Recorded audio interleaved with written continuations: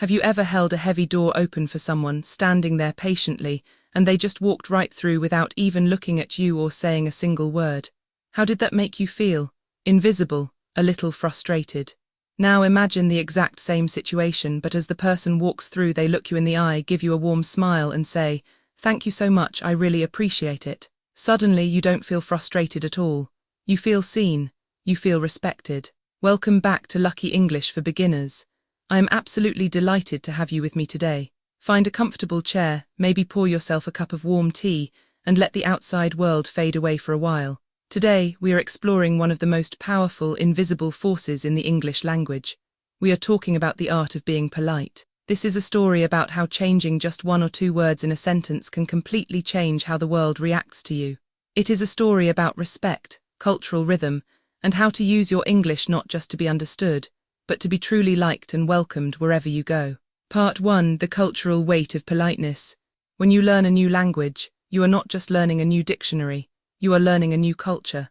In many English-speaking cultures, especially in countries like the UK, Canada, and the US, politeness is the social glue that holds everything together.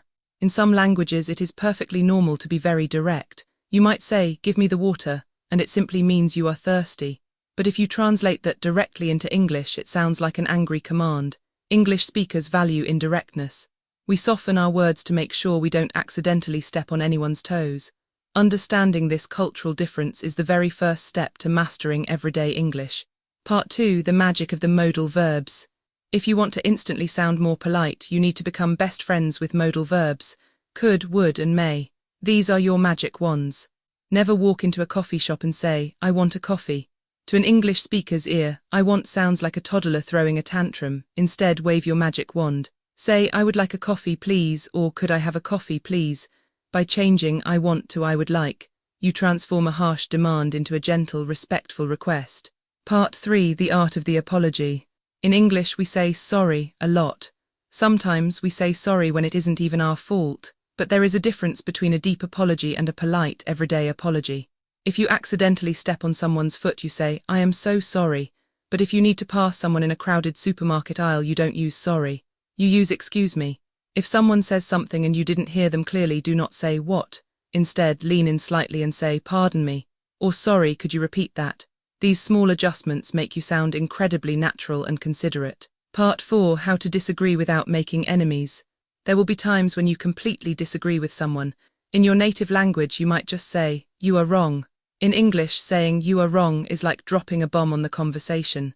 To disagree politely, you must learn the "yes, but" technique. You start by validating the other person's thought and then you introduce yours. You say, "I see your point, but," or "I understand what you are saying, however," or "That is an interesting perspective, I was actually thinking."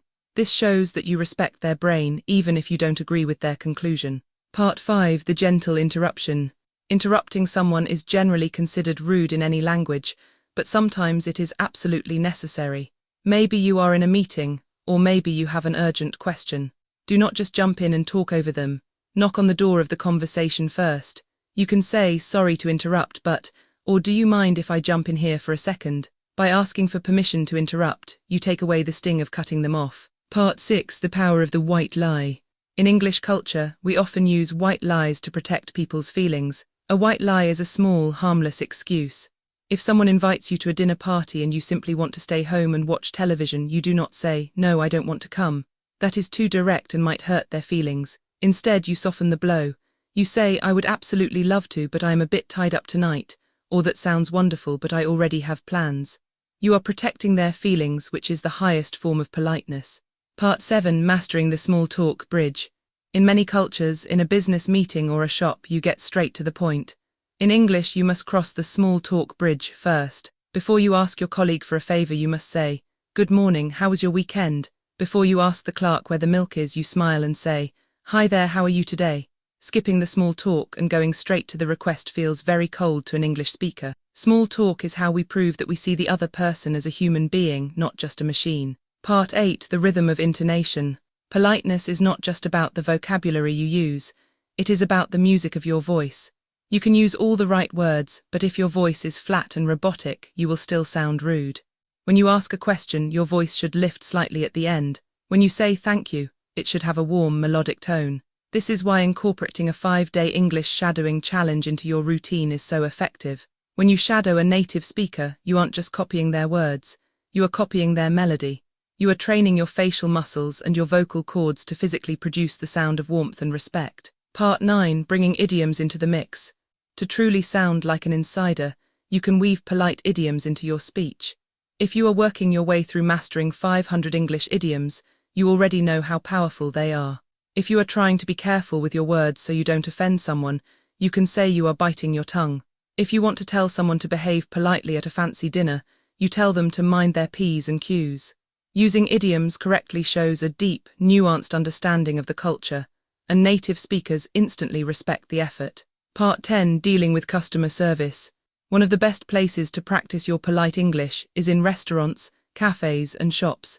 English-speaking cultures place a high value on treating service workers with kindness. When the waiter brings your food, you say, "Lovely, thank you." When the cashier hands you your receipt, you say, "Cheers, have a great day." Treating the people who serve you with high-level politeness is the true mark of a classy, confident English speaker. Part 11. Softening the negative. Sometimes you have to deliver bad news. Maybe you are a boss giving feedback, or maybe you are sending a difficult email. Instead of saying, "This report is terrible," you use softening words. You say, "This report is a little bit confusing," or "I am not quite sure I understand this section." We use words like a little, slightly, a bit, and rather to make negative statements feel smaller and softer. It is a linguistic cushion that prevents the other person from feeling attacked. Part 12. Politeness in the digital world. Everyday English isn't just spoken, it is texted and emailed. In written English, because the other person cannot hear the warmth in your voice, you have to work extra hard to be polite. Always start an email with a warm greeting. "I hope you are having a good week." Use exclamation marks to show enthusiasm. "Thanks so much for your help" sounds much warmer than "thanks for your help." In the digital world, punctuation and emojis are the equivalent of a warm smile and good eye contact. Part 13. Taking on the 30-day politeness challenge. Knowledge is only power if you use it. I want you to treat this as a 30-day English learning challenge. For the next month, I want you to actively look for opportunities to be polite in English. Hold the door for someone and say, after you. Ask the barista, "How is your day going?" Send a polite email to a colleague just to say thank you. By doing this consistently for 30 days, politeness will stop being a rule you have to remember, and it will start becoming a natural reflex. You will build a habit of kindness. Part 14. You are the ambassador of your own character. When you speak English, you are an ambassador. You are representing yourself, your family, and your home country to the world. When you speak with grace, when you use please and thank you, and when you soften your requests, you are telling the world exactly who you are. You are saying, "I am a person of high value and I treat others with high value." That kind of energy is magnetic. People will want to talk to you. They will want to help you. They will forgive your grammar mistakes instantly because your heart is in the right place. Part 15. Your final masterpiece. My lucky learners, the English language is a beautiful, complex tool, but the most beautiful words in the entire dictionary are the ones that make other people feel valued. Every time you choose to use a softening word, every time you pause to ask someone how their day is, you are making the world just a little bit brighter. You are building bridges instead of walls. Keep practicing, keep improving, and keep being lucky. I will be right here, waiting to walk the next mile of this beautiful mystery with you. Bye for now.